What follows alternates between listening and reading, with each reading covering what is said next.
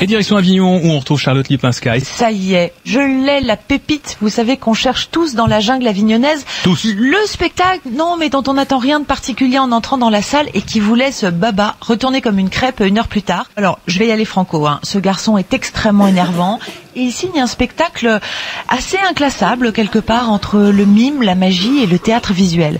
Mais enfin, quand je vous dis quelque part entre, c'est un peu à la légère parce qu'en ce qui concerne la magie, par exemple, ce jeune homme est bardé de prix internationaux, dont le premier prix d'invention au championnat du monde de magie à Stockholm il y a 3 ans. Ça va, ça se pose là. D'habitude, j'aime pas les films muets, mais celui-là est intéressant. Ah, c'était pour un film. Non, mais de l'humour, la poésie, enfin c'est original, ouais. Il y a tout quoi. Aussi physique, hein, parce que... Et poids physique aussi, oui. C'est impressionnant. Allez, qu'un défaut, c'est trop court. La situation est très simple. Il est seul en scène, dans un petit costard tiré à 4 épingles. Derrière lui, un mur blanc. Devant lui, un cube blanc. Sur les côtés, 2 portes blanches et basta cosy. Et à partir de là, le délire peut vraiment commencer.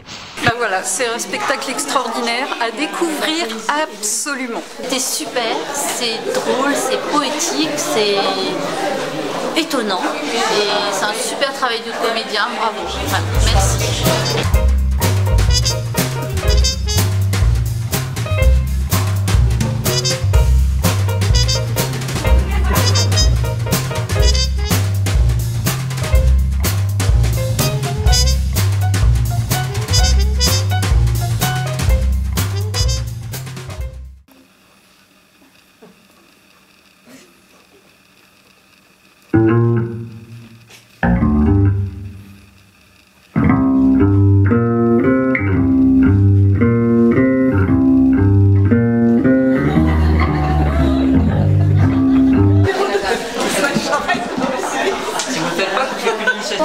Nous avons assisté à un spectacle exceptionnel. Je crois que c'est époustouflant.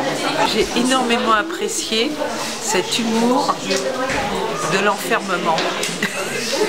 Aucune parole, absolument aucune parole. Mais non, aucune. Et je vous assure qu'en fait, il n'en a pas besoin tant il est expressif et fait tout passer par son corps. C'est d'ailleurs toute la drôlerie du bonhomme. Ses mains lui échappent, ses guibolles se font la malle et il doit composer avec un corps qui petit à petit ne lui répond plus. Et puis, il y a de ci, de là quelques objets qui apparaissent et disparaissent sans qu'on comprenne ni d'où ni comment, ce qui est toujours effectivement très énervant.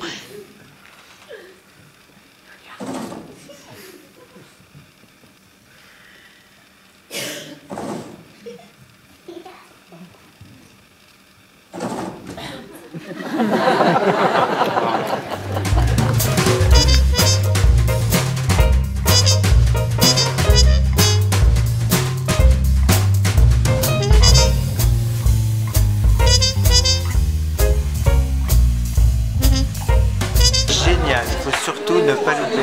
Formidable, on ne s'ennuie pas une seconde, de l'humour, de l'invention, de la technique, mais beaucoup de poésie, c'est vraiment extraordinaire. Ça fait penser un peu effectivement au Marceau, du Stapleton, mais un petit peu les exercices de style par moment, en visuel, la répétition sur d'autres rythmes, d'autres façons, c'est extraordinaire.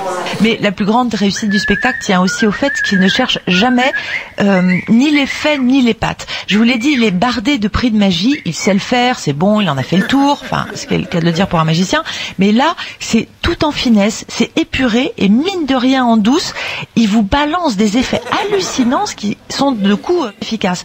Vraiment, si vous êtes dans les, allez, on va dire 500 km à la ronde, venez faire un tour à Avignon pour découvrir cet artiste très singulier, Pierrick, dans Homme encadré sur fond blanc. C'est un spectacle aussi bien pour les adultes que pour les enfants? Absolument, hein. J'y suis allée hier, il y avait énormément d'enfants dans la salle, même si ce n'est pas spécifiquement un spectacle pour les enfants, il y en a beaucoup, ils adorent et ils rigolent, mais autant que leurs parents.